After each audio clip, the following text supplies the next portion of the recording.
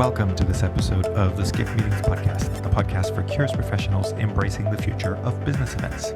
My name is Miguel Neves, and I'm the editor-in-chief of Skiff Meetings. And in this episode, I have the pleasure of speaking with David Peckinpaugh, the president and CEO of Maritz Holdings. The episode is titled Unleashing Human Potential, because this is one of the initiatives within Maritz, and I asked David about how he actually puts this into practice. We talk about some of the challenges he's having in reorganizing the Maritz brand into one company, and we talk about how Maritz manages its workforce and how it's helping its clients in dealing with remote and hybrid workforce setups.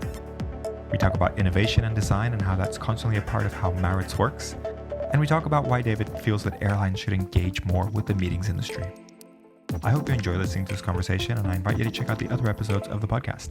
You can find them on our website or by subscribing through your favorite podcast service.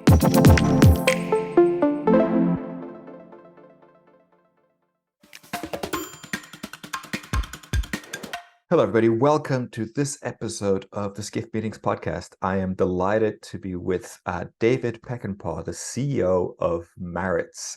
Thank you, David, for making time to be with us today. Hey, thank you for the invitation. My pleasure. I say with David virtually in this case, but we will be together on stage at the Skiff Meetings Forum in September. So I'm looking forward to that conversation.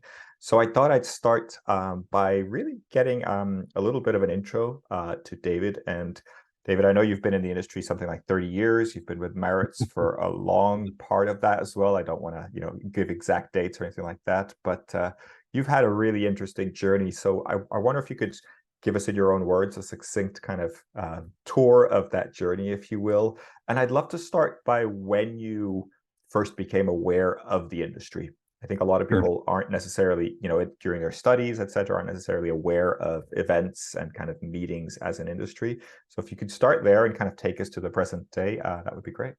Yeah, I don't know if we have enough time for that because, as you mentioned, it's been a long career so far. But I'm one of the ones in the industry that sort of fell into it. It was not planned. I really had originally planned to be an attorney. Had applied to law school, was planning to go to law school. Life events happened, and instead of doing that, I took 2 years off and was a sail bum for a year and a ski bum for a year, and then joined a family business for a few years. Knew that was not right for me and moved back to Colorado. I went to Colorado College for my undergraduate. And what is the family business, just out of curiosity? Well, it's really boring. It was a manufacturer's representative company with ferrous and non-ferrous metals. Okay. So it was not my cup of tea, but I tried. My dad was an attorney and had this business on the side, and I gave it the old college try, but it was just not the right fit for me. Moved to Colorado, was put in touch with someone at the Broadmoor Hotel. This is 1984. That's probably the only date I'll give you. So it's been almost 40 years now. And they were hiring the first ever outside sales force. And so I was the first sales manager hired at the Broadmoor, and that started my career. I was at the Broadmoor. I went to La Costa out in California, back to Cheyenne Mountain Conference Resort. Then I joined Hyatt Hotels in Denver, San Diego, Long Beach. And then my last hotel was MGM Grand. I was vice president of sales and marketing out there. And then I got into the third party world. So late 90s, joined a company called Confront that became Experience. And I'll tie all this in. Was there for 8 years, then went back to California and ran the Convention Visitors Bureau in San Diego.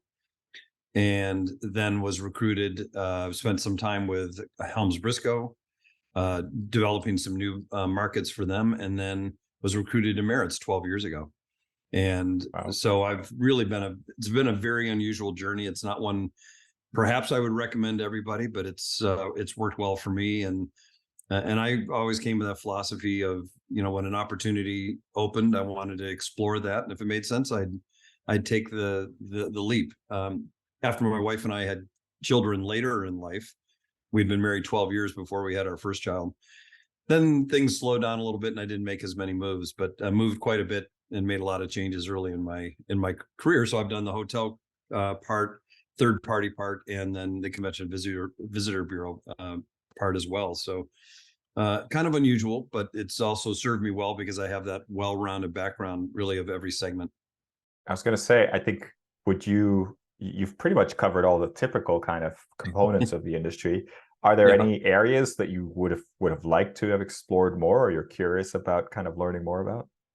The one thing I look back and during my stint at the MGM, I also oversaw catering, and which was somewhat of a joke because I was not a foodie and it was more sort of operational focused. But I do look back and go, I wish I had spent more time on the culinary side, because as I've grown older and really appreciated the culinary arts to a much greater degree, I wish I had a deeper knowledge of food and beverage, and that would have probably been one area of the career I wish I had gone deeper in. But I was really a sales guy, and the operations side of the business, especially the hotel side, just didn't really appeal to me, which is why I didn't go down that path. Makes sense. So let's talk a little bit about Maritz. I mean, Maritz is also a connection or a conjunction of different companies. I believe that you're kind of really merging now and becoming one global kind of organization with all these different facets. But can you give us a short overview of the different companies and sort of the history that brings Maritz all together? Yeah, I will again try to be as succinct as I can. So Maritz is 130 years old shortly. So in the fourth generation of ownership from the Maritz family, and Steve Maritz is our owner, and he's the chairman of our board. Steve appointed me CEO about 1.5 years ago, January 1st of 22. And you're the first non-family member to be CEO. First non-family member, so no pressure. He basically gave me keys of the car and said, "Don't crash it." So I'm doing my best not to do that. But over the years, Maritz has innovated and evolved, as you can imagine, many different times. Up until recently, we've really been a holdings company. So we've had that mindset of a holdings company with separate business units. And those business units were Maritz Global Events, Maritz Motivation, and Maritz Automotive. And what I did after I took over this new role is embarked on about almost an 8-month process that we called Next 125. We were playing off our 125th anniversary that happened a few years ago. And how do we revision the company so that we're around for another 125 years and hopefully even longer? And so that led to a lot of self-discovery. We did an immense amount of research. We spent almost 4 months doing research, talking to past employees, to clients, past clients, a lot of focus groups. I think we did over 180 interviews and got a diverse set of data sets that then informed our decision. And so we're in the process now. We're early stages, but really clarifying our brand in the marketplace. And we're going to be going to market as just Maritz. So we're getting rid of the business unit model, and we're going to one company, one brand. I think everyone that refers to us has always referred to us as Maritz. I think we were trying to impose our internal structure on the marketplace versus really being more welcoming to the marketplace and being easier to do business with. And I think that's what this new singular brand will allow us to do. So we're in the process of that. I've redesigned my leadership team. Actually, our first new leadership team meeting is next Monday. So really early stages in this evolution. It's going to take pretty much the rest of our fiscal year to go through rebranding, redesign of the website, just getting people used to new vernacular, if you will, among the business. But that's the fun of change. But we're doing all this because we're focused on, number one, the client. What are our clients' needs and how do we satisfy those needs? Number two is how do we take care of our people and create a really interesting career pathing for our people and a culture that is really enriching and empowering. And we also want to make sure we're taking care of our supplier partners. And we think this clarity of brand is going to help all that and ultimately drive growth. That's the number one thing, is we need long-term sustainable growth in order to achieve all those previous goals.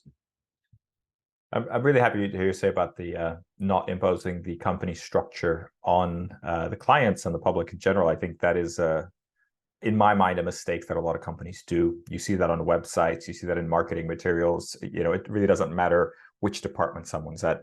Can they help you, right? Can they help you get what you want? I think that's sort of the big question for the consumer. And Maritz is such a powerful brand that I think the clarity of that is empowering to everybody, and the reaction internally has been really strong. I think people love it. They're, with any kind of change, people are a little bit skittish and afraid, but I think we're trying to be very transparent, trying to be very open in the process. This is all about, empowering our workforce so that we can grow. And I think that's an exciting story to share. Absolutely. I wondered if you could share some examples, obviously no company secrets, but any examples of what you thought was surprising, maybe, of how the different companies and different departments work that you actually, had to work harder at than maybe you would expect. Because I think it's relatively obvious to me, I think, that automotive events and the type of events that sector might be doing compared to global events might be different. And, like the clients are different. But in terms of the inner workings, in a kind of simple sense, it sounds like, oh, this should be easy. You just sort of set it up. But what were some of the surprising things that you had to work harder on than you maybe thought you would? Yeah, I think a couple things. One is the technology side of the business. We have you can imagine, with all those different business units. And at one point, I don't know, probably 13, 14 years ago, we had 7 business units. So Steve sold a couple off and then consolidated a couple others. So it's over time, because of that, our IT infrastructure became very complex, and it still is complex, and it's one that's going to take a while to unwind. But we've got a great team that is on top of that and is going to get us through that. But that's a multi-year process as we work through sort of that untangling of interconnected technology that was serving different parts of the enterprise. The second surprise to me was really around culture. You would think, because we're all part of one overall Maritz, that the cultures would be very similar. And I think as we embarked on the Next 125 initiative, the uniqueness of culture in each of the businesses really came to life. And so we really took that to heart and said, okay, we can't lose some of those really important elements that are critical to the employees of the motivation company or our auto company, but blend that all into a singular culture that's going to work for everybody. So I think those are two things. And then I do think we overall have very distinct buying audiences, but in some instances there's significant overlap, and I think that's one of the things we are going to maximize as we look at those market opportunities. Is there's a lot more similarity between our buying audiences than perhaps we thought, and now we need to make sure that we take advantage of that. Really interesting. I read some things in your bio and kind of the company culture, core values. I think 2 things really stood out to me. You have this concept of first take good care of each other, which I think speaks to this idea of well-being and wellness and kind of making sure that you have a healthy workforce rather than a stressed and overworked workforce. I don't think that helps anyone. And you also have this idea of unleashing human potential. And you mentioned company culture already, so I wonder if you could expand on those 2 things a little bit. Sure. Well, first of all, unfortunately, I think coming out of what we've all experienced the last few years, we do have an overworked and stressed workforce. I don't want to paint a Pollyannish picture of what we're all going through. It's still a very difficult environment. It's exciting because the business is back and roaring back and as busy as ever, but the workforce has changed. We have a significant number of new employees that are part of the organization because of, unfortunately, what we had to go through. So there's a lot of still stress within the organization, but we've not lost our focus on our core value, which is first taking care of each other. And that's one of the core values that existed in Maritz Global Events. Now we're going to be in the process of really broadening that across all of Maritz. But I think, for us, it's a 4-stakeholder model. It's first and foremost our employees, it's our clients, it's our supplier partners, and then it's the communities that we operate in. And we use that as a filter really in every decision that we make. Is, are we taking good care of our suppliers? Are we taking good care of our employees? Are we taking great care of our clients? And then obviously the communities in which we either live and operate in or do events in.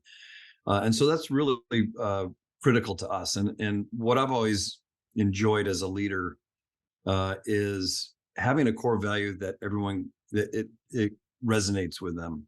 And, if you walk the halls of our company, I would bet a high percentage of our employees would be able to at least tell you that one core value. And we call it our central core value. And I think that's important. I think now we get called on the carpet at times, as you can imagine.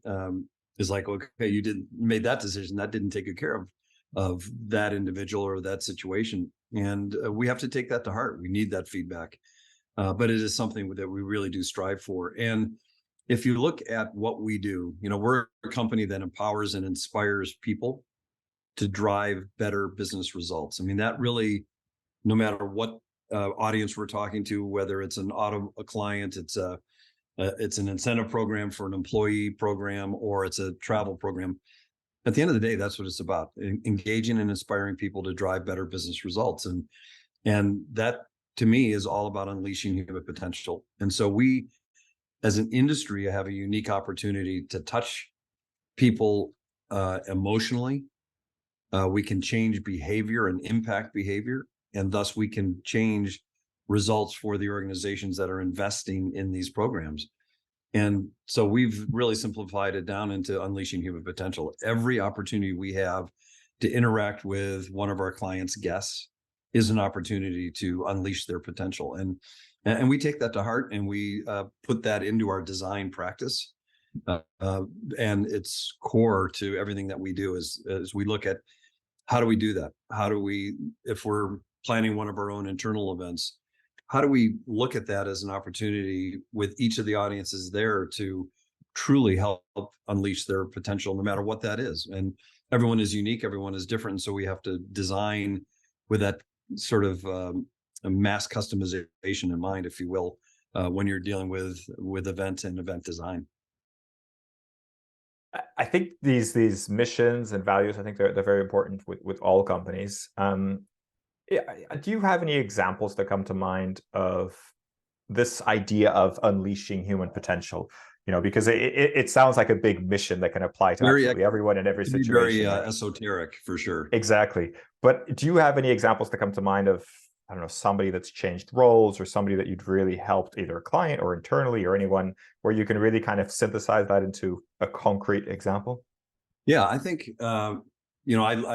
I go back to a client. I won't use the client name, but the client contact was one of the early clients that embarked on a design journey with us. We started our design practice back in 2011. Jim Gilmore, the author of Experience Economy, worked with us as we built out that practice. Greg Bogue was the key architect of that. And this client that I'm thinking of really embarked on that journey with us very early, and then eventually down the road became an employee because he was so moved by the results. But we worked with that organization. It was a sales conference. It was a organization that was struggling culturally, particularly around their sales organization. Leadership was seen as distracted, disconnected, not in tune. And we put them through our design lab, and the results were remarkable. And when this individual talks about it, he tears up every time. It's amazing the impact that it had on him and his career and his life. But then the stories he tells about the sales leader and how it had changed his behavior and how he changed how he interacted with the sales force. Little things that they did at that first kickoff conference that have then taken on a life of their own and made a significant difference. Impacted business results, right? Sales went through the roof. Culture changed, leadership respect changed, and trust within that leadership and that team changed. So to me, that's a very concrete example of, because of our work with that client, hand in hand, collaboratively going through a design process, unleash the potential of that leader, of that sales organization, and ultimately of our client contact that is still on that journey with us no longer as an employee, but as a regular participant in client work and our own events. Very interesting. Thank you for sharing that.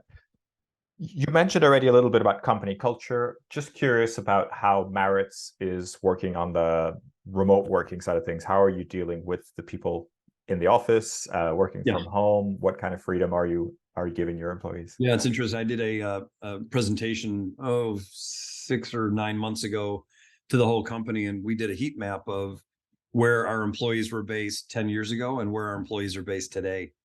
And 10 years ago, we were very concentrated around where we had physical offices, as you can imagine. A heavy concentration in St. Louis. We had, offices in Southern California and the East Coast, Detroit, Ohio, and everything was concentrated around that. Now you look at the heat map and it is completely dispersed. We have a very decentralized workforce. Number of employees, our headquarters are in St. Louis. Number of employees that we have in the headquarter area is greatly reduced. And with that comes challenges and also great opportunity. The opportunities, we've been able to really change how we recruit and find talent and bring talent into the organization. It's helped with our DE&I efforts. It's helped with upgrading our skill sets and finding, frankly, better talent. Now we've lost a lot of great talent, unfortunately, and we would love to get everyone back if we could, but people made other decisions and moved on. But I think the challenge of building and maintaining a culture in that environment is really tough. I believe it was the CEO of Google had a phrase that I really grabbed onto, which is encouraging people to come back into the workforce has to be a magnet, not a mandate. And so that really resonated with me as we were, coming out of the pandemic and struggling with how to manage this decentralized workforce. I mean, we've had remote workers for, decades, so that model was not new. But without that concentration of employees that could be physically together has created a whole new set of challenges. So I think looking at what we can do to be a magnet to get people, if they are near an office location, to come in and engage. I think people naturally want to do that. We do not have a mandate at the company, and we have great participation, live in-person participation, because people want that human connection. But it also doesn't make sense to force somebody to commute an hour and a half each day in order just to make that happen. So we put a lot of programs in. We've launched a new employee recognition reward program called Confetti. I've stepped up the communications. We now have regularly scheduled town halls, all company town halls, whether you're there in person or remote. I do a monthly video newsletter where I try to update everyone on what's going on and key initiatives within the company. We have our internal intranet, My Maritz, that we really spend a lot of time and energy to make sure that critical information is there for everyone to garner. And then we take advantage of our industry events, right? We are heavily participating in IMEX, both Frankfurt and IMEX America. So we have a sales meeting around that conference. So we look at those opportunities. We also have our own events, Activate, Elevate. We have a customer advisory board. We have our own internal incentive programs. Those are all ways to gather our teams, remote teams, all together in person. And then that allows us to continue to build and reinforce our culture. So it's a challenge. It's a multifaceted, approach that is making sure that we're doing the best we can. But we're still early on in that journey and learning like everyone else. But fortunately, it's what we do, right? We're a people and performance company, and it's sort of part of our DNA and how we interact and treat our people and build culture. Absolutely. Thank you for sharing that. I believe that you're also working with clients to help them do that, right? To help them have magnets that attract people to physical locations. Can Correct. you share a little bit about, I guess, what you're being asked to do and Yeah. I don't know, part of the design process of how do you get there? Yeah, we have a pretty, I think, robust practice around the the workplace experience. And we've got several clients, one particularly large technology company that has a big physical footprint around the country and around the globe. And we've been engaged with them for several years now in managing all of their meetings, and their meetings are all on campus. They're not room night related overnight programs, but day meetings, vast majority of them. And they're like 29,000 of those events a year. So the volume is huge. And again, that's where, I think making events a magnet versus having a mandate really works. And so we've worked diligently with that client, with our design practice, to see what are those elements that would engage an employee and encourage them to come back, be on campus, to be engaged face to face whenever possible. And so I think you hear me talk about design a lot, and I think that is at the essence of everything that we're doing. It's why these clients are selecting us as a partner because of that design expertise and design practice. And we've got a pretty amazing program that we work with clients on in a very collaborative way that gets down to what are their core values, what are their core missions, what are their core business objectives, and then how do we design to help them achieve each and every one of those. And the results of that are transformational. It's pretty remarkable, the results that we get and the clients get, and it's been really good for our business, and it's been really good for our clients as well. Really interesting. Thank you for sharing that. I think it's a fascinating trend, right? Because this idea that we're sort of familiar with a lot of different types of events, this kind of kickoff call or kickoff conference, different types of events that are sort of customer with large companies. But it seems like this return to the office is a new category that sort of has its own needs and has its own kind of design journey, if you will. Yeah, I mean, the workplace experience is, it's an internal practice of ours now. It's been in place for almost 4 years. So we're really well situated to do that because we have all the kind of programs that you can use to recognize and reward employees, to incentivize them, whether it's through a points-driven program or a travel program. That's the history of Maritz. And so we've been really well positioned to help companies deal with their challenges that they're facing in this new environment. And you see a lot of different stories about some companies are changing their tune and they're now making everyone come back on campus or into the office. It's a mixed bag. And I think every company has to come up with their own decision and what works for them and their culture and based on their values and how they're going to nurture their employee base. And so I don't think there's one right answer. I think it has to be right for you as the individual leader in the organization. Absolutely.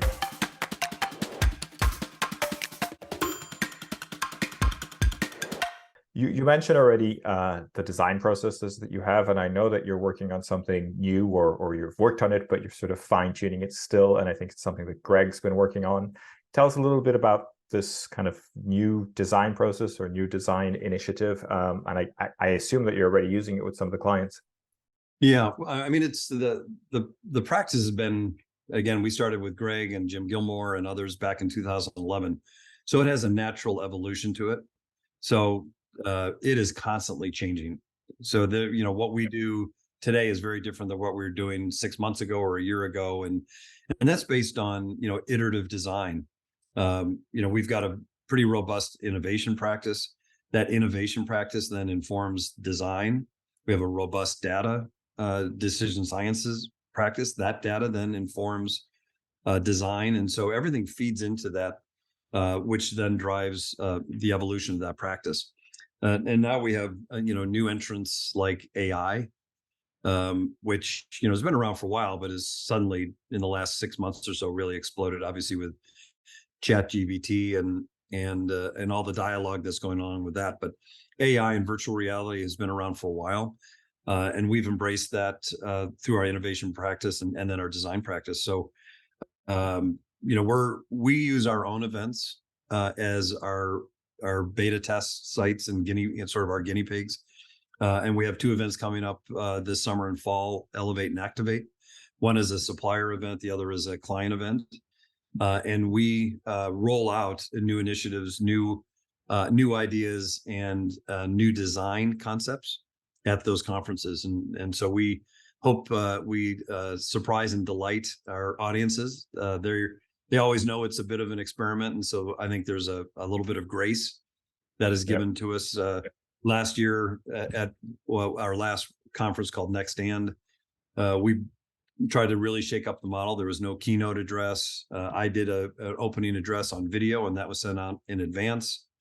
So we're constantly looking at ways to engage audiences in different ways and make, I think the one, and I give Greg credit for this, Greg Bug, is we want to make sure that when we're together, we're doing things that we can only do when we're together and we can't do when we're apart. And so that to me is the challenge of event design, is how do you make sure that the time is really well spent, that the investment of that time is worth it, and that you are doing things that can only be done in person, can't be done like we're doing today, remotely, screen to screen versus face to face. So we had Greg on the Experience Design Summit that we had, I think, at the end of last year, and he talked about that event, and convincing you to do a video address, I think, was an interesting part of that conversation. Yeah, and it worked great, and I probably got more commentary and feedback on that during the event than had I done it live. I mean, I don't know what that says about me or my ability to speak, but I think we're always trying to shake it up, and people learn differently. They devour content differently, and we've got to be ahead of that curve constantly. Absolutely. And Greg mentioned the to you, with you, by you kind of evolution of the design. I think that's sort of what you were saying as well, that idea that really keeping the participants at the center of whatever you do at in-person events. And it creates a whole nother set of challenges, right? Because the old cut and paste agenda, fortunately, hopefully that has died years ago, but that still exists. And really co-creating, not only with your client partners, but then with your attendees, is really a powerful concept. And that's what we're constantly experimenting with, and we'll be doing more of that in our events coming up. Interesting to hear. So I want to touch on two kind of topics that are a bit wider on the industry. And then I want to cover some of the challenges in the industry with you, because I'd love to get your thoughts on these. But I think you also mentioned a little bit about what makes Maritz Maritz. And I think sustainability is increasingly a part of what makes Maritz Maritz. And I think let's not beat around the bush, right? Sustainability and motivating people to travel internationally to events, they're quite far apart. I think there's an argument to say that we are promoting a lot of travel that doesn't necessarily have to happen, but on the other side, we want to use the magic of that in-person gathering. How do you kind of bring this all together? Because I think you want to make sure that sustainability and the future of everybody is at stake, and you're mindful of that, but you also want to make a business, make money. Right. I mean, it's a tricky thing for our industry, right? Because we're in the business of gathering people. What we found, I think, as an industry during the pandemic was that while technology is a great way to remain connected, it really is not a replacement for in-person events. And I think that's why we see, even with some of the rumblings of a possible economic slowdown, we're not seeing that at all on the business event side of the enterprise. And so I think people are all in person events. You certainly still have hybrid components and virtual components, but that is the essence of what we do and how we do it. So now it's how do we become a responsible citizen of the globe and participate in environmental strategy in ways that makes a difference. We're signed on to a carbon neutral pact by 2050. We've got Rachel Riggs as our environmental strategy leader, reporting to Ben Godegeber. Ben is our global leader and leading both our environmental strategy and our DE&I efforts. And all are really important about being a global citizen. And it's also becoming a business imperative, right? Our clients expect us to have initiatives that meet their own standards and needs.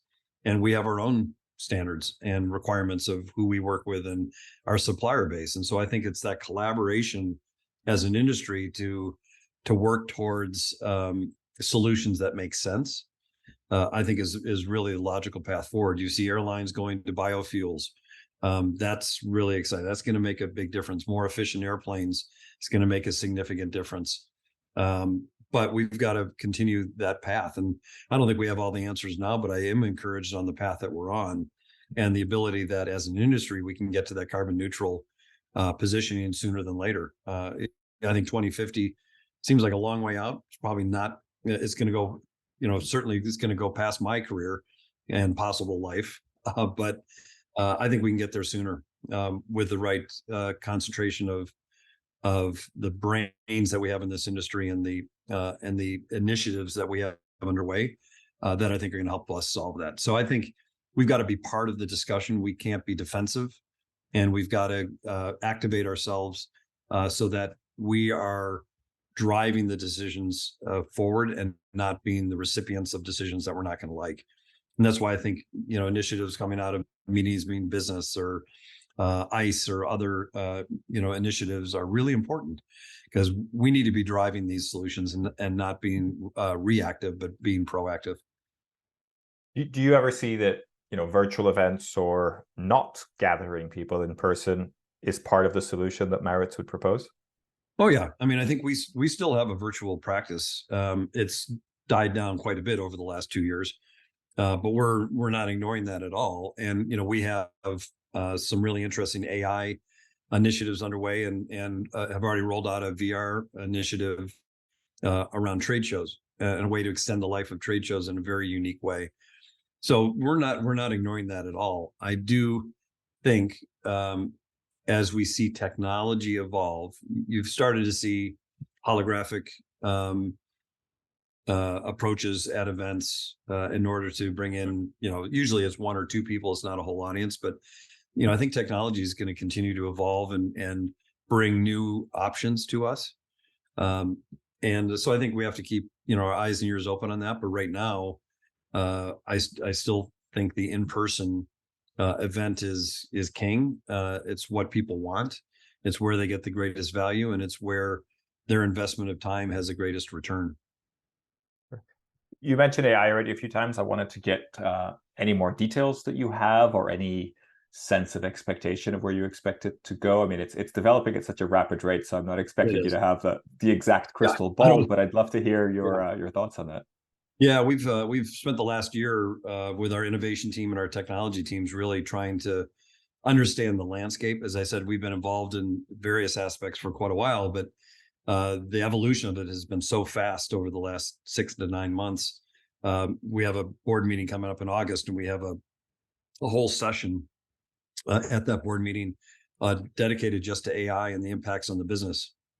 We have a lot of internal processes and client-facing processes that are really ripe for AI intervention. We do a lot of bot work. We do a lot of different functions that can probably be automated or should be automated, and then free up our teams to do other things that are more impactful for our clients. And that's what we're looking at. So we're, like everyone else, we've looked at Web 3.0. We've looked at, what are the impacts of various different things on our business. We took those to our client advisory board in January and got a lot of great client feedback. But we're early in this journey, I think, like everyone else is. And so we're looking at it both internally and externally. And how do we bring the greatest value of using some of the new technologies to advantage ourselves and our clients?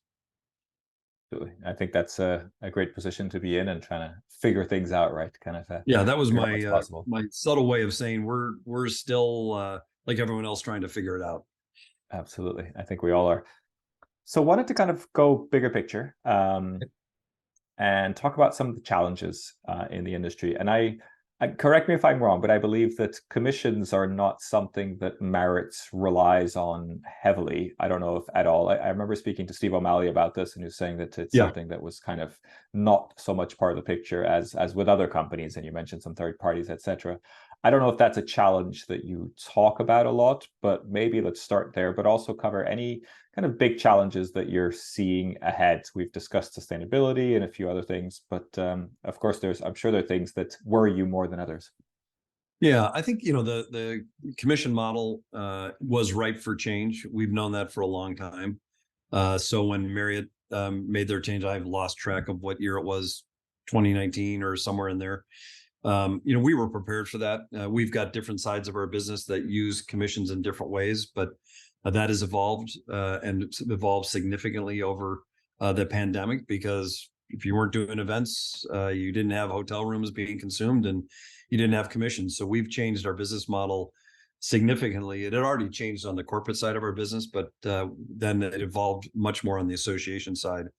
So, and we still, feel that commissions are earned. They are deserved, and our hotel partners realize that and recognize that and support those. But it can't be your only revenue source, and so how we treat those commissions is very different, I think, than most or many other companies. I should probably say, not most. And so we've embraced that. We realized it was coming. We really spent a lot of time talking and interacting with our supplier partners to understand what their pain points were, where their needs were, and really partnered. And I think that's been our approach. Is we weren't going to fight it. We were going to say, how do we collaborate and make it work for all of us? So I think that's kind of where we are. We're in a very steady state. I think we've got great relationships with our supplier partners. Our clients and customers understand that environment, and I think we're, it's again a work in progress, but I think we're very content with where we are at this juncture. You don't know what's going to happen down the road, but we're keeping an eye on it. Would you be able to share a rough kind of number of the, how much of your revenue comes from commissions, or anything to give us an idea of that? Off the top of my head, that would be really tough because we have so many different revenue sources. It's a part of the business mix, but it's not a majority by any means. So we're talking under 10%, maybe something like that? Oh, no, it's more than that, but it's how those commissions are treated and what the relationship is with the client. Okay, interesting. Well, thank you for sharing. But yeah, I would like to open up to any other challenges that you're seeing, and you're kind of like, how you're actually addressing these. Is AI, are you seeing AI as a challenge? Are you seeing the staffing issues that we've seen the last couple of years to be a continued challenge?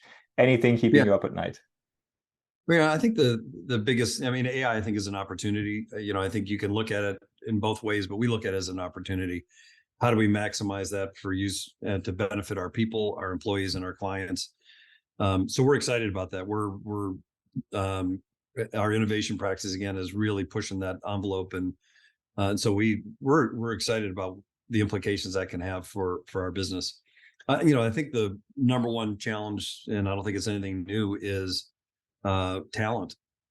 Right? It's the acquisition of talent, the retention of talent, the ability to afford talent. So if there's one thing that is front and center with me all the time, it's around our people.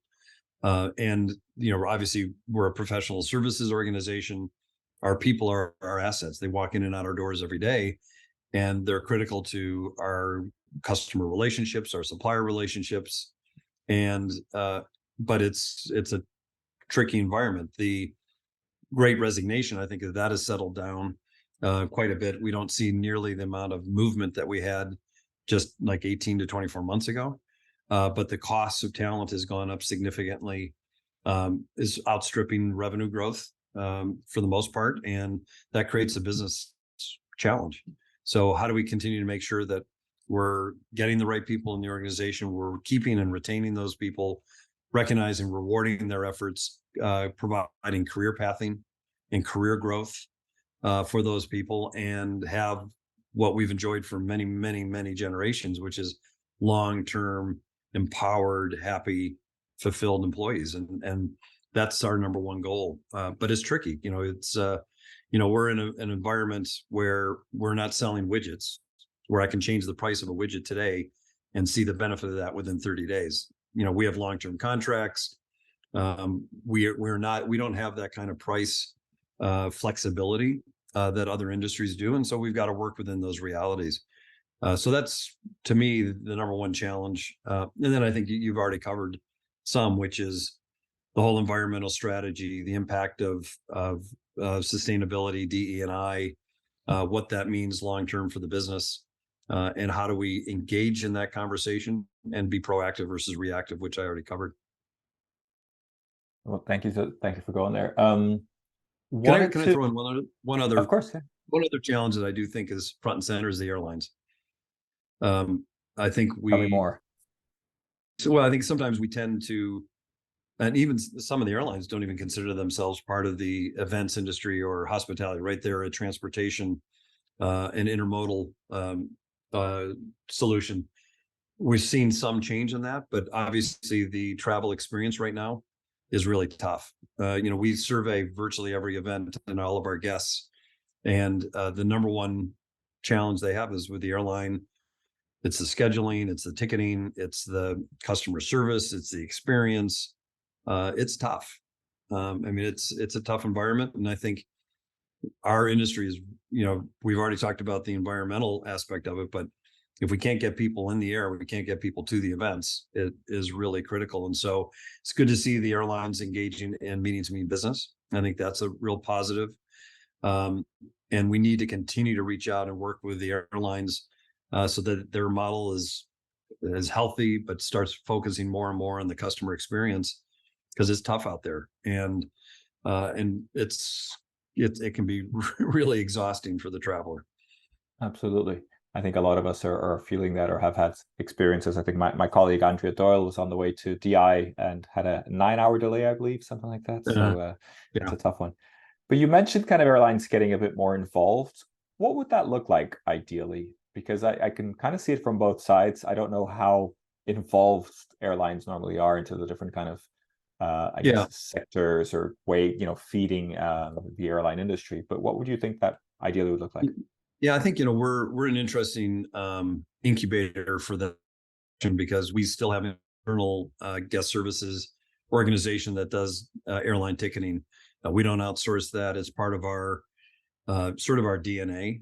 And so we're actively involved with all the airlines, and you can go brand by brand by brand, and I could tell you who's engaged in the events and who is not. And one of the major carriers made a big decision in the last few months to move out of the events space. They really disbanded their sales force, no longer have really a focus on group and group travel, because they're reacting to the current environment, which is all about leisure, right? And the leisure traveler, while books much shorter, and as far as a booking window, typically is at a higher rate, and so the airlines are enjoying that. But we have a couple other examples of other airlines that have really gone all in on group, avoid, and seen the benefits of that. So even some airlines, and I will mention one like Southwest. Southwest is traditionally not focused much on the group segment, and we're seeing a change and a sea change with them, and they're engaging, I think, much more in that. So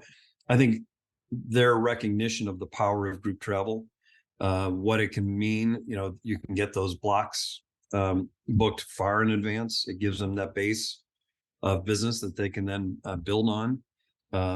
And there's a lot of advantage to it. And the list could go on and on and on. So I see, one is their just recognition of the power of group travel, and two is engaging in the industry, whether it's at industry events like ASAE, PCMA, MPI, that list goes on, and critical organizations like Meeting Means Business, which is part of U.S. Travel Association now. And several of the airlines are now a member of that organization. So that's, I think, really positive signs of several airlines really engaging and seeing the value of our market segment. That's really interesting. I definitely think we should expand that more at the Skift Meetings forum. So more to come. David, want to start wrapping up, but I wanted to get your advice. You mentioned the staffing issue, so I wanted to just get your advice quickly for any young people listening, any people that are kind of looking to maybe have a career as fulfilling as yours, or at least work in the business. What's your advice to those that are younger in the industry and looking to get involved and learn and have experience different things? I think, and it's interesting, both of my children, I have a 26-year-old daughter and a 24-year-old son, and without any prodding from me, both of them ended up in the industry, one with a destination management company and one with a hotel company.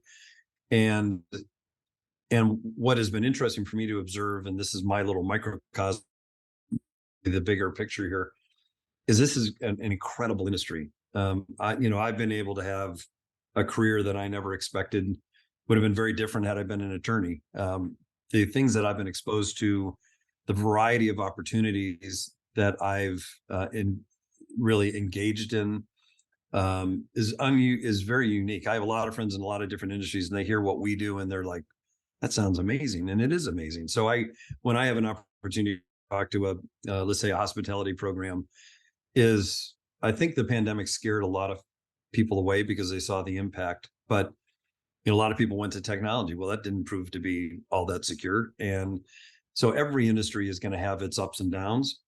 What I encourage them is to look at this as a career. I started as a front desk clerk at the Sitzmark Lodge in Vail, Colorado, back in 1982. That was my first introduction to hospitality, to your original question, I think, and didn't really understand. When I heard about hotel sales, it's like, what is that? Am I selling a hotel? I didn't get it. But it's an amazing career. And if you look at the leaders in our industry now, and you find out how they started, everyone has a different story. A lot of people fell into it. Some actually went to hospitality programs and embarked on this as a career. But the opportunities are really unique. You can find your passion and the roles in this industry that address your passions, unlike any other, right? If you want to go, as I mentioned, if you want to go on the operations side, food and beverage, you're a project manager, you want sales, you want marketing, you want domestic, you want global. I mean, the list goes on and on and on. So I think what I encourage, and I talk to all of our employees at Maritz, is you can have a full career within the walls of Maritz. You can have an amazing career within the walls of hospitality and events. And I think it's easy to get distracted by dollars. And with my own kids, I talk to them about, money is important, but being fulfilled and being passionate about what you do each and every day is the ultimate payment. And that's the ultimate compensation. The money will come. And so, I just read an interview with Barack Obama, and he said he's a fan of people paying their dues.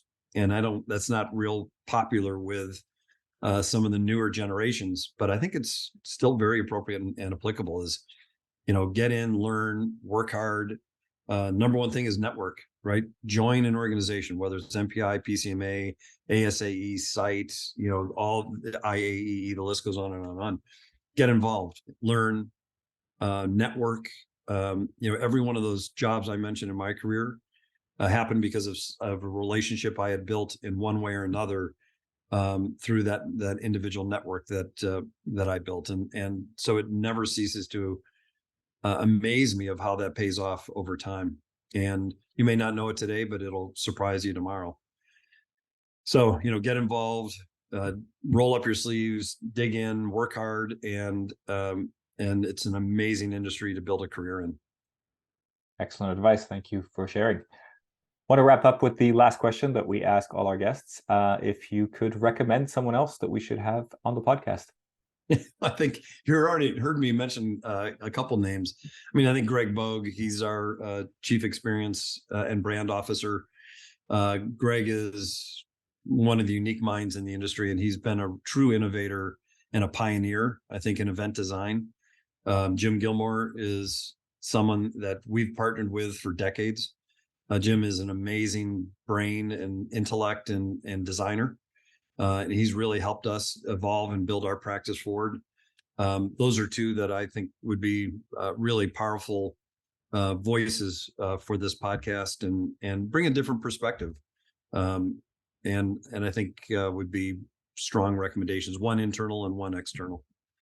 I appreciate it. We'll take them both with pleasure.